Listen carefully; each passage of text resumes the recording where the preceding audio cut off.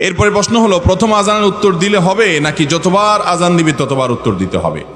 মুয়াজ্জিন যখন আজান দেয় তখন সে আজানের জবাব দিতে হয়।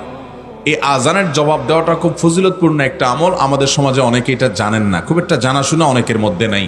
নবী করিম সাল্লাল্লাহু আলাইহি সাল্লামের হাদিসে তিনি আমাদেরকে শিক্ষা দিয়েছেন, মুয়াজ্জিন যা বলে আমরা যেন তা বলি। কুলু মিসলা মা ইয়াকুলুল মুআজ্জিন, মুয়াজ্জিন যা যা বলে আজানের বাক্যে তোমরা তা তা বলো। মুয়াজ্জিন যখন বলবে আল্লাহু আকবার আল্লাহু আকবার, তখন আমরা কি বলবো?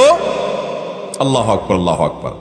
মুয়াজ্জিন যখন আশহাদু আল্লা ইলাহা ইল্লাল্লাহ আশহাদু আন্না মুহাম্মাদুর রাসূলুল্লাহ বলবে, তখন আমরা এটাই বলবো মুয়াজ্জিন বলার পর।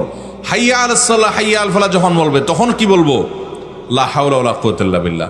এভাবে মুয়াজ্জিনের আজানের জবাব যদি আপনি দেন, কি লাভ হবে জানেন? মুয়াজ্জিন আজান দিয়ে যে পরিমাণ সওয়াব পাইছে, আপনাকে আল্লাহ তাআলা উত্তর দেওয়ার মাধ্যমে সে পরিমাণ সওয়াব দান করবেন।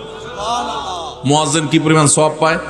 মুয়াজ্জিনের আজান শুনে যত মানুষ নামাজ পড়তে আসে সবাই যে পরিমাণ সওয়াব পায়, মুয়াজ্জিন যদি আল্লাহকে খুশি করবার জন্য আজান দেয় তাহলে সে পরিমাণ সওয়াব সে পাবে।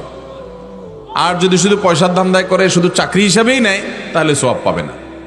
আজান যদি আল্লাহকে খুশি করবার জন্য দেয়, মসজিদ কমিটি তাকে কিছু সম্মানী দেয়, কিছু বেতন ভাতা দেয়, সেটা ভিন্ন বিষয়, কিন্তু সে এটাকে ভালোবাসার জায়গা থেকে, নবী সাল্লাল্লাহু আলাইহি সাল্লাম বলেছেন যারা আজান দেবে কিয়ামতের ময়দানে তাদের ঘাড় উঁচু থাকবে, অর্থাৎ তারা সম্মানিত, এটা বোঝা যাবে।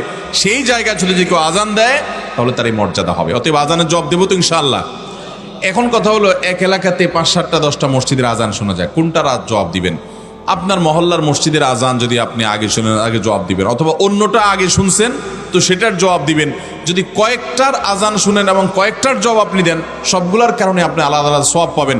তবে যে কোনো একটা আপনি দিয়েছেন, প্রথম শুনছেন, এতে আপনার আদায় হয়ে গেছে। পরেরগুলা দিতে পারলে ভালো, না দিতে পারলে কোনো অসুবিধা নেই।